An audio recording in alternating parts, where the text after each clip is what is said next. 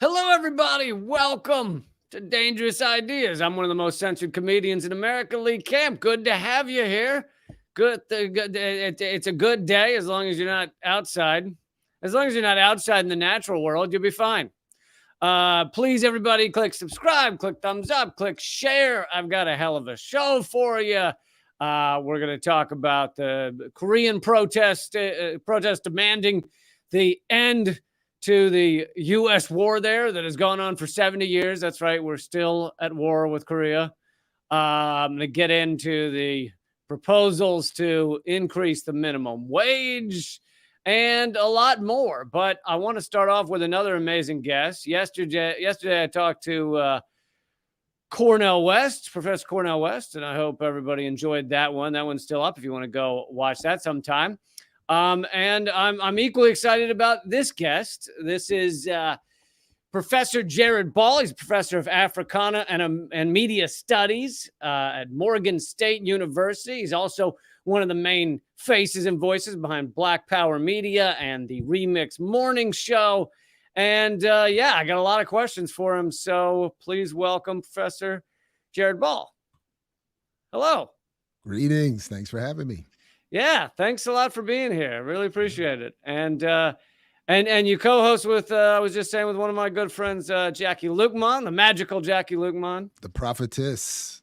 Absolutely. Absolutely. It's an honor. And yeah, the overlap is nice with Jackie, with the voice, Sean. And so yeah, it's great. Yeah. Right. So one of the reasons I'm having you on is because I fucked up and people got angry with me. Because I was doing the thing you do with YouTube titles, and in order to get it down to about 4 words or whatever for a YouTube title, I put the Revolutionary Blackout Radio, which had just gotten a YouTube strike and was banned for a week or two or something, was the only YouTube's trying to censor or ban the only left or leftist black channel, and you all rightfully said bullshit. So I wanted to apologize and say I'm sorry. You guys do amazing work over there, and I want everyone to know about your show. So, no, I get it. So I teased you a little bit myself because I have been I've been familiar with your work for a long time, and though I had admittedly forgotten about this immediate overlap with Jackie and Sean, I would have thought that you might have known we existed or that some involved with our platform existed. So I was just, I figured it was just one of those unfortunate social media Twitter gaffes. But we did want to, we did want folks to be reminded that we are here, just especially since last week we were on this strike ban. Let's start off with that, because you guys have also gotten a strike just recently, which people need to realize it doesn't just mean you can't post for a certain number of days or whatever. You get 3 of those strikes and they'll delete your channel. That's right. And so this seems like, does it feel to you like an active pursuit against I don't know if it's leftist channels, black channels, or that's happening right now? Yeah, I definitely think it is. I think it's even important, as much as we focus on race. I do think it is important that we remember this is also a class and political issue as well. That it's there's plenty of black capitalist and anti-black performance on YouTube that no one has a problem with, at least not in the same way. Yeah. And then 24 hours after our ban is lifted, my own personal website suffered the first ever hacking, not some major disruptive unrecoverable thing, but some hacking is still actually going on, and it I don't know, it felt a little odd in terms of the timing. But I other than the oddness and the discomfort and the irritation and the frustration and the vagueness of it all is this, I think, a fair enough recognition that whether it's intentional, that is, a human being actually does something, or whether the algorithm working on behest of the mind's eye or a worldview of those same class and groups of people, it does the same thing. The end result is often what we get, that what is promoted to the top is the most vacuous and at best sort of liberal, but anything that would be left of the Democratic Party is usually how I just simplify it and define it, is often targeted. And then when it comes to black spaces, I think there is a particular fear and discomfort that is triggered when some of us do what we do. So. Yeah. If you're outside that Overton window, the allowable corporate thought, it's dangerous to begin with. But this also aligns within just a few months of the persecution and indictments of the Uhuru movement and Chairman Yeshitela there. No, absolutely. And again, and I've read that whole indictment at the time, and I know O'Malley and the Uhuru movement for some time, and I don't mean to make light of it given the charges, but when you read the actual indictment and see what this state was looking to concoct out of this group of relatively small and powerless activists, it was kind of astounding to at least to be reminded of just what fears again are triggered even at that quote unquote level of activity. The idea that a local political race in St. Petersburg, Florida, could somehow trigger one of the biggest, at least as it was written, concerns and fears, the Red Scare. I mean, it was. The point being, I think that again, even at that relative level, I'm not trying to diminish anything. I'm just speaking. No, but they're not. But I think that is an important point. These are not national figures. They weren't about to take over the country. No. And even in terms of the names of activists, unfortunately, for in many cases, many ways, their names aren't as big as some more prevalent and more widely known names that are, of course, no threat either. So I mean, But the Uhuru movement does point to a set of politics which the state, and as I've even pointed out recently in the Guardian story from last year, where the British government acknowledged for the first time publicly it's sort of alignment with the United States in trying to suppress Kwame Ture and any attempt to redefine, from their worldview, Black power as socialist and anti-imperialist and Pan-African. There's a decided fear, and there's a goal to suppress that kind of perspective. And the Uhuru movement is on that trajectory, that political trajectory of saying there is, of having an anti-capitalist, anti-imperialist, Pan-African socialist message. So even again, at the starting points in terms of size and national impact, that form of politic can't be accepted on any level. And so they're not going to necessarily write it out that way in that charge, but they might as well have, and it would have made more sense than what they, I think, put together there. What I found particularly shocking was in the press conference about it. I don't remember if it was someone with the Justice Department, maybe a spokesperson, but said that literally said they were prosecuting them for, quote, weaponized free speech, which it amazed me to see them admit they're prosecuting someone for free speech. That's it.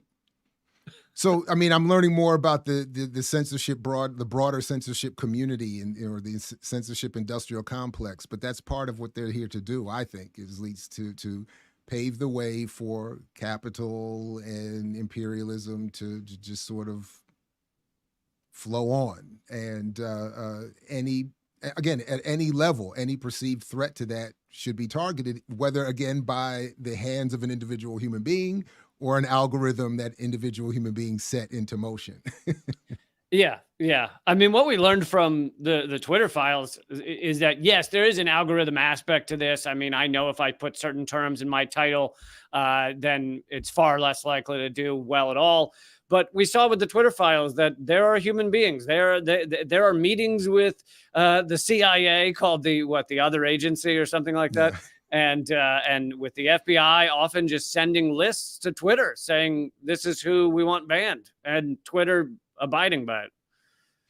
Yeah, I mean, again, if we just go back over the history of again, whether it's the Black American struggle or related struggles with Indigenous and Latin American and radical white communities, the whether it's counterintelligence programs or its predecessors or its postscripts per se, they have been very clear that entertainment, so-called media, more broadly speaking, the cognitive infrastructure, as one of them was putting it recently. What is her name? I forgot. Jen Easterly, I think is her name, was putting it. They've been. This has been part of the mission that the communicative networks of this society, and more broadly speaking, to the extent possible, are meant to support a certain politic, a certain state function, a certain capital and material wealth grab. And you know, so only, and really I have to say only through, for me at least, a concerted effort to study the history of propaganda and even the development of the field in which I'm degreed, mass communication in this country. It's really only then that I got a real appreciation for just how much effort and energy and resource gets put into this. So it's that again, how does a numerical tiny few, elite, wealthy, mostly white, mostly men, rule over the world? And public opinion is one of the key mechanisms. So any manner of threat to that has to be challenged, and they do it. Yeah, and it just, of course, I know that any of us who study the history of the United States are not shocked by this, but it just blows a hole in the whole the idea of the United States, of this, you know, free speech bastion, the slogans that they love to trumpet of free press and everything else. And speaking of free press, you know, and let's hope no one in the Uhuru movement is added to the list of political prisoners like they want to. But I wanted you to speak to the political prisoners that the U.S. currently has either locked up or locked up abroad, including Julian Assange and so many others, and Mumia. I noticed you guys have been doing several segments on U.S. political prisoners. Well, this is actually, I mean, it's not just several segments. This is a core feature of what our platform is here to do. And a lot of the people that comprise the founding of our platform come out of activist networks and long-time political work. Now, most of us, either we're in our late 40s or early 50s or mid 50s at this point, the founders, at least, of our platform. And all of us, or most of us, have been doing this kind of work for a long time. And honestly, I'm glad to be here to say, I mean, I do think one of the major shortcomings of our colleagues and comrades and allies in the white left has been a sort of myopia on this issue, specifically not noting political imprisonment really until Assange or maybe Chelsea Manning. Years ago, I used to try to remind folks that Chelsea Manning wasn't even the only white political prisoner and wasn't the only white one named Manning, that at the time there was a Tom Manning who has since passed on, who was connected to, you know, much more left and radical efforts and movements, Black liberation included, that don't get the attention that some others get. So, and I think that's one of a pet peeves, one of my own pet peeves emerging over the last couple of years has been, again, this myopia around Julian Assange, who doesn't, it's not to say doesn't deserve the attention, it's not to say he's not a political prisoner, but whether it's Mumia or Jamil Al-Amin or Mutulu Shakur, who just got out in time to die, or whether it's Rochelle McGee, who just got out and is not likely to be alive that much longer. Again, for all the attention Angela Davis has gotten over the years, with all due respect, she deserves it. Her initial comrade at the time, Rochelle McGee, whose trials was separated from hers at the time, just got out after 67 years in prison. I mean, so it is admittedly a little bit frustrating that folks like Leonard Peltier is not getting enough focus and attention. Veronza Bowers and folks like that. Kevin Rashid Johnson, I would add to that list as well. So I would just say, just very quickly, please, to your viewers and listeners, check out the Jericho Movement, Prison Radio, and the Abolitionist Law Network, and other outfits that are continuing to point out that there are still remaining these really heroic figures who are only imprisoned because of their politics. and specifically in these cases for their connection to Black liberation. So, and by the way, Jamil Al-Amin is H. Rap Brown, more famously known as H. Rap Brown. So, like, and he's got re-locked up again.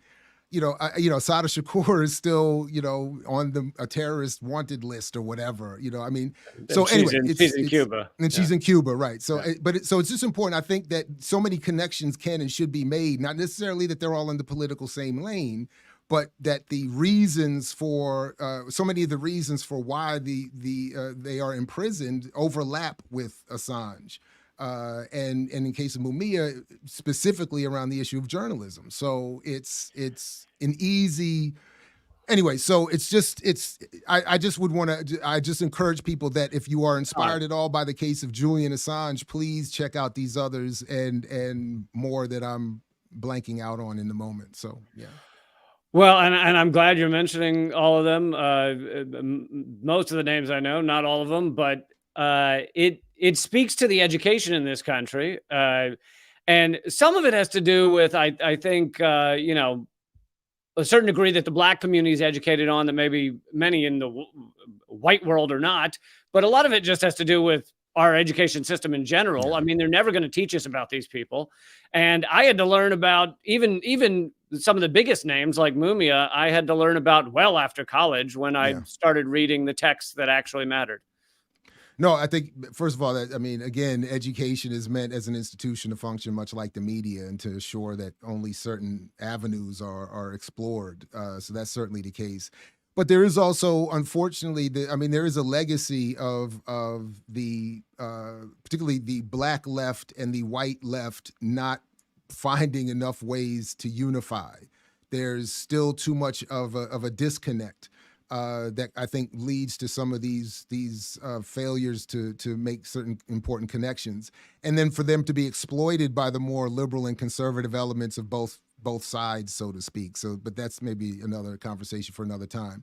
But certainly, none of us, even those with, it could be argued that in some ways, oddly, that many Black, I don't know to what extent, what percentage I'd put on it, but there is a significant amount of Black activists who come to learn about these political prisoners through white left and some white radical organizations and outlets.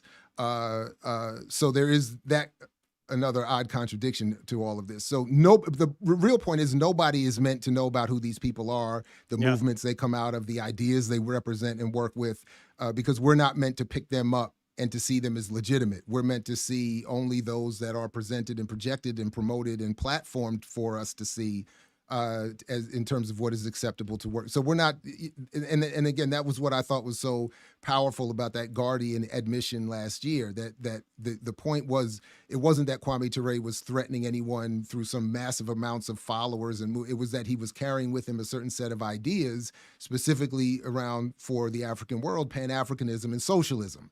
And you could argue that there are no two more concepts attacked and assaulted and targeted for being demeaned within Black political spaces than Pan-Africanism and socialism. So you take from that people who would pick up those ideas and radically organize and do things that the state just does not want people to do when they consider freedom. And all the math adds up to none of us are supposed to know about any of these folks. And look, even Arnold Schwarzenegger admitted when he was governor of California that he was putting Stanley Tookie Williams to death, largely because in his own book, Williams credited a lot of his political transformation to Assata Shakur, to George Jackson, to Malcolm X. And Schwarzenegger said, this is proof that he has not been reformed, that he's still working from these ideas that we are trying to get rid of. So they literally got rid of him. And I thought that was also telling as well. So. Wow, that's horrific to admit something like that. Yeah, I mean, these people and their activists and their efforts, especially those who are persecuted by the state, are like you're saying, it's covered up. You're not supposed to learn about them. It is kind of amazing. I was because it's not just as you also mentioned, it's that some black people ultimately learn about these things through activism as opposed to through the family or education or something like that.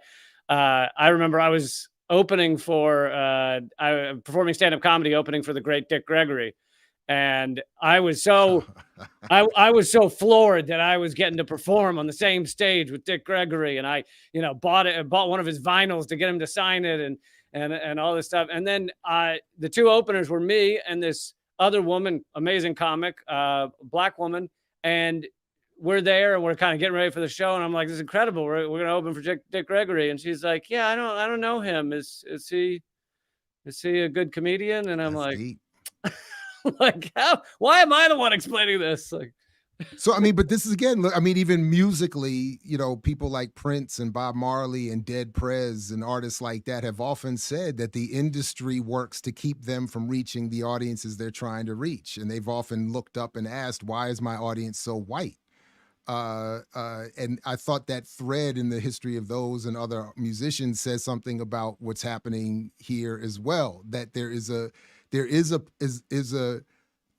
well-resourced and studied and developed effort to target Black America and other colonized communities with a bubble of media and education and oppression and violence that keeps them away from so many of the greats. And then the contradiction of that colonial existence is that it is usually affluent whites who end up having more access and saying, hey, I know about Bob and Dead Prez and Prince and Hendrix and Mumia and Dick Gregory and even Nina Simone at one point. So it's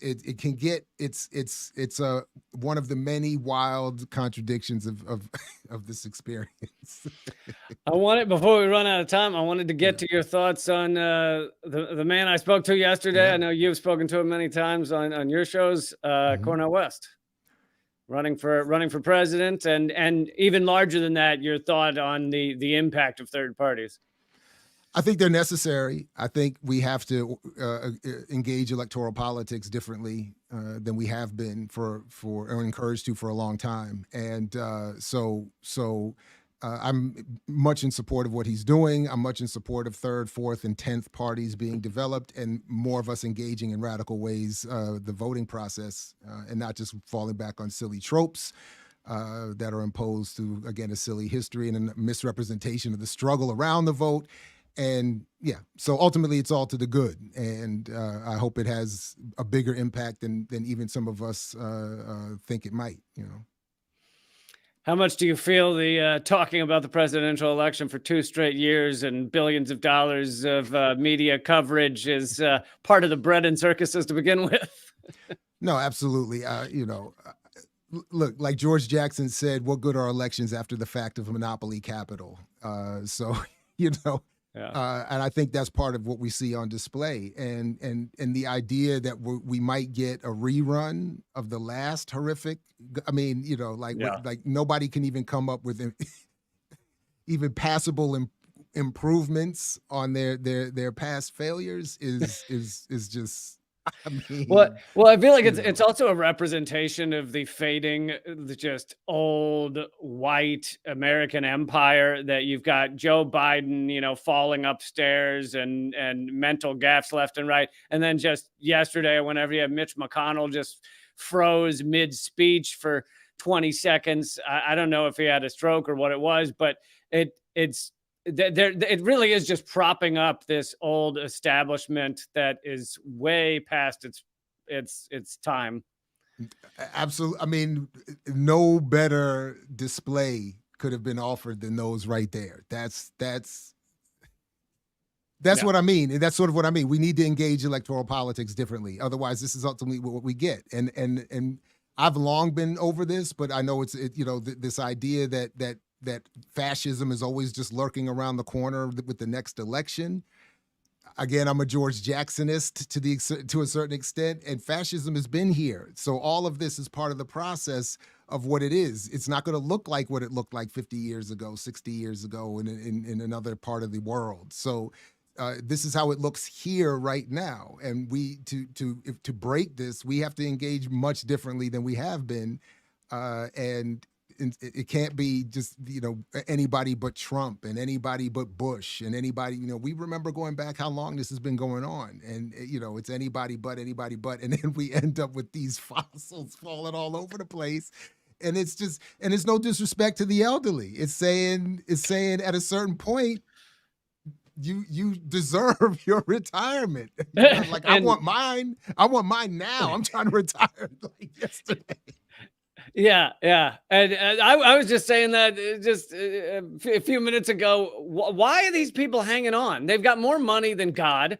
They just need the power. They can't imagine ever stepping away from the power. I've been that, this comes up a lot. The only thing that keeps coming back to me is the film 12 Angry Men, and there's a scene where the elder at the table is explaining why the old man who had been on the stand earlier would commit a lie on the stand, and his answer is that he recognizes that this is what is part of the process of getting old, that a lot of us want another, as John Henrik Clarke said, walk in the sun. We want one more effort to positively impact the world, and the idea that we would lose the chance to do in the world whatever it is that we would want to do is too strong. So I do think that's part of it. I think it's just that simple. I think, and then obviously there's a lot of money, and whoever knows what other forms of influence they're having to deal with. But on some level, I do think it's just that. We just don't want to think that we're done. You said one more chance to positively impact the world. I think for them, it's one more chance to negatively impact the world. Well, from everybody's perspective, I think they think that they're doing is positive. It works out for them, but yeah. Well, I can't thank you enough. This time flew by. Thank you so much for this conversation. I hope everybody really appreciate it. I hope everybody checks out Black Power Media and the Remix Morning Show and everything else, and your books, of course. So thank you so much. Appreciate you. Thank you. Peace to you and your audience. Appreciate it. All right, Professor Jared Ball, and check out his books. Check out Black Power Media on YouTube. I got more stories coming up though, so don't go away. Let's move on into which one do I want to do first? Let's do how Koreans are demanding the end to the U.S. war on Korea. I bet many of you did not even know that the U.S. was still at war with Korea. But in a few minutes, this live stream will just go to rumble.com/Lee Camp and, of course, my locals page. But we'll keep going on all the platforms for a few more minutes. And whichever platform you're on, I hope you hit subscribe, hit thumbs up, hit all the other things you can click. Except thumbs down. If you do that, I know who you are. I don't you get away from the down thumbs. But all right, let's go to Koreans are demanding that the U.S. end the Korean War 70 years after armistice. Today marks the 70th anniversary of the Korean War armistice, which brought a cessation of hostilities between the opposing parties. Both left the peninsula locked in a permanent state of war. Article 4 of the armistice stipulates, and you're going to love this, within 3 months after the armistice agreement is signed and becomes effective, a political conference of higher level of both sides beheld by representatives appointed blah, blah, to settle through negotiation the questions of the withdrawal of all foreign forces from Korea and the peaceful settlement of the Korean question. Within 3 months. That was supposed to happen within 3 months. That was 70 fucking years ago, and we're still sitting in the Korean peninsula. Nonetheless, the U.S. to this day has refused to sign a permanent peace treaty or withdraw its troops from the South Korean territory.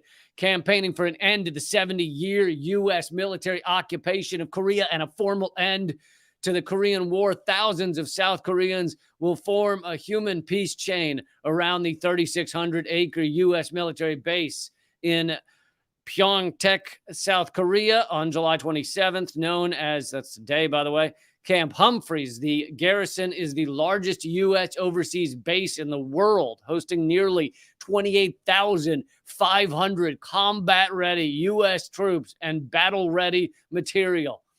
28,000 troops still in South Korea ready at the drop of a hat to do all the horrible things that our troops do. And this is just one of our 800 roughly military bases around the world encircling the globe. This is one of them with 28,000 troops at it. Who knows how much military tonnage of weapons and bombs. And we act like we're a peaceful nation. We're here to bring peace. We just encircle the globe with fucking military bombs, guns, and roided up 18-year-olds. And we just see how it goes. How does it go from there? Let's see here. The common thread in this year's global Korea peace action is the renewed focus on the U.S.'s role in one of the most brutal wars of the 20th century. In 3 years of the war, the U.S. dropped over 635,000 tons. And this is a history, again, that most Americans don't know. Most Americans know there was a Korean War. That's about the extent of it. There was a Korean War. We were fighting against communism, and that's it. They don't understand the extent of the bombing, of the destruction, of the death that was wrought just straight out of Lucifer's anus. 635,000 tons of bombs, more than we dropped in all of World War II. All of the World War II theaters combined, we dropped less than we dropped on Korea. Indiscriminate carpet bombing and napalming destroyed nearly 90% of major cities and villages in North Korea, killing an estimated 4 million, more than half of whom were civilians. And even when you say others weren't civilians, well, if you lived in a village and your village was being attacked, would you not take up a gun to defend yourself? So now you're not a civilian. So a lot of those non-civilians, the other half, a lot of them were just people that took up guns because their village was being invaded, which I feel like a lot of people would probably do that. Infrastructure was obliterated, farmlands razed, families shattered, and more than 2 million children orphaned. 2 million children orphaned. The world's most demilitarized zone was established along the 38th parallel, permanently dividing the nation, leaving 10 million family members separated and more than 80 million Koreans living in a perpetual state of war. 80 million, 10 million families separated, meaning your grandparents, for some people, their grandparents got stuck in North Korea and they're in South Korea. And they're not at war with their grandparents. They're just stuck in different nations. I mean, the devastation was just unbelievable. There's a famous quote from one of the top U.S. generals basically saying that they didn't know what else to bomb. They had bombed everything that moves in that country, every bit of infrastructure, and they were just out of things to bomb. They had bombed so much. And this is all because of what? Because there was going to be the red tide of communism. You need to kill this many people. I mean, the estimates are that a third of Korea's population, men, women, and children, were killed. A third of the population. And this is something I like to point out when people are like, oh, North Korea is crazy, right? Always threatened with their nuclear weapons and they don't let people in and stuff. And it's like, I don't endorse an authoritarian state. I don't like the way North Korea treats their people. But you can kind of understand the fear of outside nations when a third of your people were murdered. The U.S., they're like, why does North Korea hate the U.S. so much? Maybe because we killed a third of their people. Imagine if there was a nation right now that had recently, like in recent time, this is 70 years ago, in recent time, had killed a third of America's citizens. How do you think we'd feel about that country? Let's also remember that the U.S. does everything it can to continue this perpetual war with North Korea, even to the extent that Donald Trump, despite being a racist, megalomaniacal, lunatic guy with, I'm going to say, not an impressive body type, despite being, just kidding, leave his body type out of it. Why'd you have to say that, Lee? And now I'm picturing his body. Why did that happen?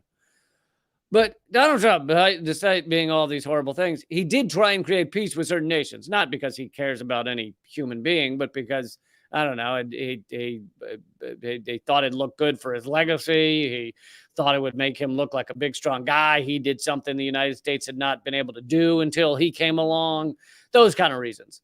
But he was about to make peace with North Korea. That was actually going to happen. And then John Bolton and Mike Pompeo and the U.S. war machine and the Pentagon and the CIA and really all the Democrats and the mainstream media. Do you remember the mainstream media coverage as Donald Trump was getting ready to sign possible peace deals with North Korea? The mainstream media coverage was, Donald Trump's in bed with Kim Jong-un. Oh, my God. They're diddling each other. Oh, he's gonna. And then they'd say, oh, Kim Jong-un was doing things just to scare everybody. It was just insanity. It was like the 100 Chinese secret police stations that are across the U.S. Oh, really? Are there 100 secret Chinese police stations? You think that's true? Or you think that's utter bullshit, like I covered the reality of it a week ago, that there's actually been no proof of secret Chinese police stations, but our mainstream media doesn't care about proof. They don't care about evidence. They don't care about reality. Anyway, they jumped in. Mike Pompeo, John Bolton, the rest of it really was the entirety of the U.S. Beltway class jumped in to stop peace with North Korea, to make sure that we would continue to have an endless war with North Korea. And they succeeded.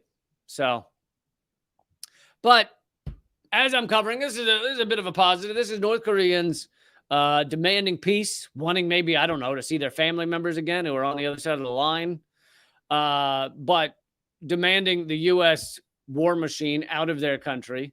And I don't think that's going to happen, but maybe in my lifetime we will see a peace between North and South Korea. Of course, South Korea is mainly just subordinated to the U.S., so it's doing whatever the U.S.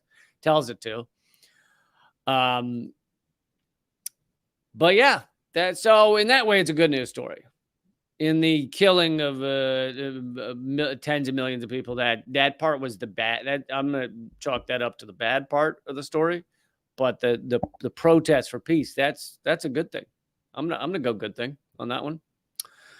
All right, I'm gonna get into new information from Prince Andrew's accuser with the Jeffrey Epstein sex trafficked to Prince Andrew. That's what it was, the Epstein to Prince Andrew pipeline. I'm gonna show you actually, believe it or not, mainstream media coverage of that. So I'm going to bring you that. I'm going to bring you stuff on the possible increase of the minimum wage, the Belt and Road Initiative. I got stories on that. All of that's coming right now over at rumble.com/Lee Camp. The other platforms, except for locals, of course, the other platforms are going to start rumble.com/Lee Camp. Join me over there for free. Rumble.com/Lee Camp.